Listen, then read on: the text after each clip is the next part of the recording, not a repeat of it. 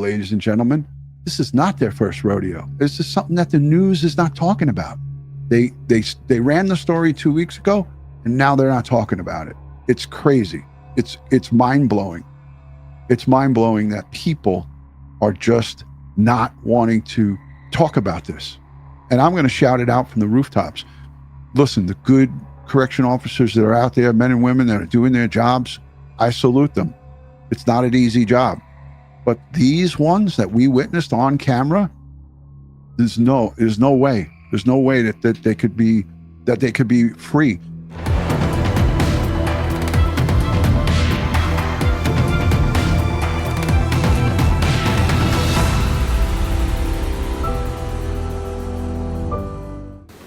Good morning.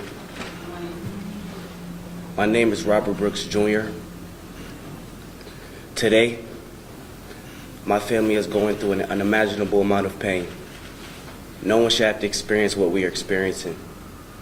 The murder of my father by the people who are supposed to keep him safe. But we are also feeling incredible support for our community here in Rochester and everyone who's reached out all over the country.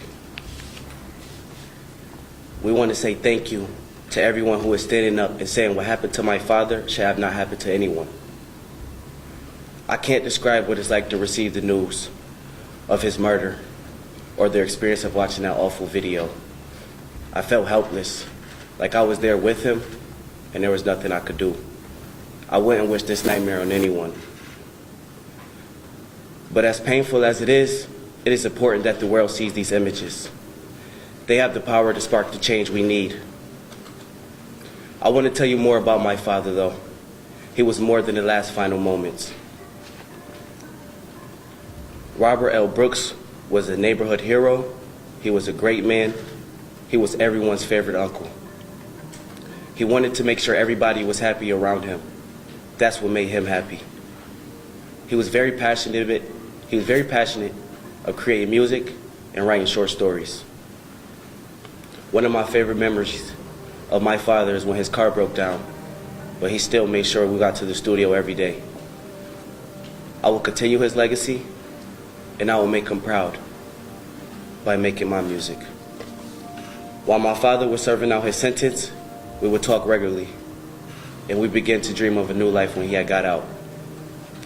Those officers in the system they worked for, they robbed us of that opportunity. And I would never get my father back. They'll have to take it from me forever, but we will not allow his death to be in vain. This pain must lead to justice for my father and for our family, and we will not stop fighting until we get it. Thank you. We're looking at a murder on film, on body cam, on this body camera. Russ captured a brutal murder. What happened? Why isn't there an arrest? How come the people that were seen on that body cam footage are not in jail where they belong? Yet why did they get arrested yet? Good morning. My name is Jared Ricks. Robert Brooks was my older brother and my only brother. Robert was 11 years and 1 day older than me, and as an older brother should, he was always there when I needed him. My first words were rah-rah for Robert. He was my role model, my voice of reason, my listening ear, and now he's gone. Growing up, I felt so lucky that Robert was my brother. Everyone loved Robert, and most of us wanted to be like him.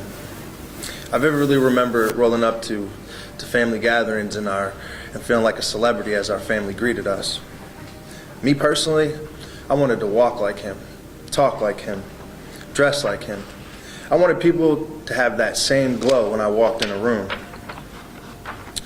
No matter who you were or how long it'd been since he last seen you, he'd always make you feel important. My brother was my guardian angel before he got his wings. We frequently went to the movies, bowling, shopping. As I matured, he never shied away from those tough love conversations, which is part has given me the strength to be with you guys today. My brother and I shared a passion for music. He'd often bring me to the studio. When I got older, he started asking for my input on his music. He even let me get on one of his tracks, and I just knew we would go platinum. My brother had a meaningful and unique bond with so many people, some of whom I've known my entire life, and some who have shared their stories with me over the last month. My family and I are taking things day by day. You know, days turn to weeks, weeks turn to months, months turn to years. My brother had done 8 of the 12 years that he was sentenced to as seen fit in the eyes of the law. But the 17 individuals at Marcy Correctional Facility gave him a death sentence, and that's just not fair. People who are incarcerated are human beings. They have rights. They deserve to live without fear that something like this could happen to them. Our family is devastated, but we are also committed.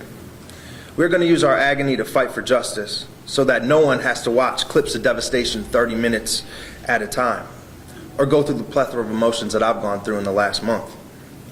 We want these killers prosecuted, and we want change. Big bro, we love you, and we won't stop fighting for justice and accountability in your name. Thank you. With the New York State Right to Record Act, as well as the First Amendment. Just asking questions. I'm not going into restricted areas, but, you know, I'm glad that you're here, Trooper, because I know there's like 11 or 12 correctional officers that need to be arrested. I can show you a video where they unalived a man and beat a man. Yeah. I think you should go and arrest them. It's actually under investigation by BCI right now. Oh, what's BCI? Bureau of Criminal Investigation. Is that like an arm of like the state police? Yes, it is. Okay, and it's under investigation. But what, yes. I mean, didn't we all watch the video of the man getting beaten with his hands behind his back, handcuffed? We saw that it is under investigation right now. You've seen it? Yeah, I've seen it. Yeah, his hands were cuffed behind his back. He was beaten right here in Marcy Correctional Facility, and he died. He did die as a result of those injuries, which is insane to me. So I'm just saying, I mean, you're a law enforcement officer. You should probably, if I was a law enforcement officer, I would go to their house and arrest them, right? Well, I know for a fact you or I, as civilians, beat somebody, house camera footage from inside a store, footage anywhere. If we're being recorded beating someone to death, if it was me as a civilian, I'm not a cop anymore.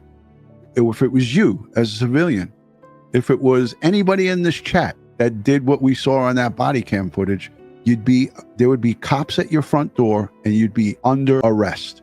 I'm an attorney with Fauci Lang here in Rochester, one of the attorneys on this case.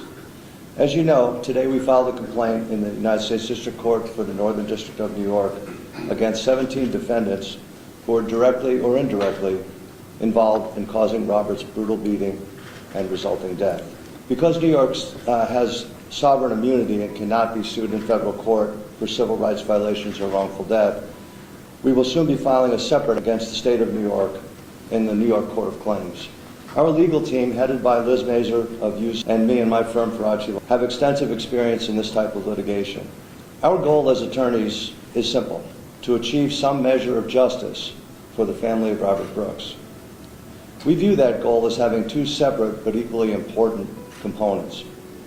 First, we will pursue all legal avenues available to obtain compensation for Robert's family for what Robert endured in the last hours of his life and what his children have lost as a result of his death. But of equal importance to Robert Jr., Jared, and the rest of his family, we will leave no stone unturned in ferreting out the entire story of how it wound up at Marcy and how those who perpetrated this atrocity and those who casually stood by and came to believe they would never be called to account for what they'd done. The complaint filed in federal court this morning details not only the acts of hatred and violence perpetrated against Robert Brooks, but numerous instances displaying a pattern of similar conduct that have been reported for years and never adequately addressed. It is the sincere desire of Robert's entire family that Robert's tragic death not be an end, but a beginning to true reform of New York's medieval prison system that for too long has been driven by a culture of violence and intimidation.